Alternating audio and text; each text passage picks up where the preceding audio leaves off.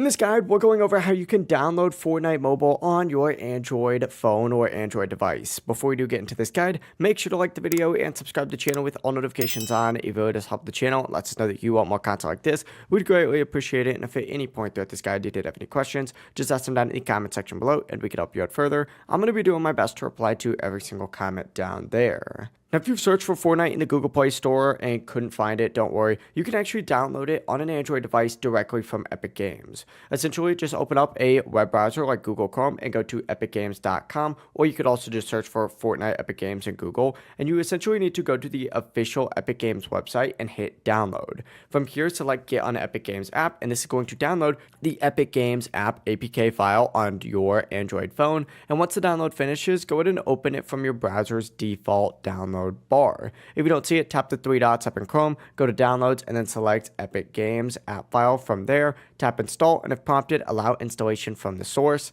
After it installs, open it up, sign into your Epic Games account or log in using PlayStation, Xbox, or any other linked account, and from inside the Epic Games app, you just have to select Fortnite, install, and then let the update download. The first launch may take a few minutes, since it's going to be like updating files, so just be patient. But once everything finishes installing, you'll be able to play Fortnite on your Android device. If this guide did help you out, make sure to like the video and subscribe to the channel with all notifications on. It really does help the channel. It lets us know that you want more content like this. We'd greatly appreciate it. And if at any point throughout this guide you did have any questions, just ask them down in the comment section below and we can help you out further. I'm going to be doing my best to reply to every single comment down there. Have a great rest of your day. Peace.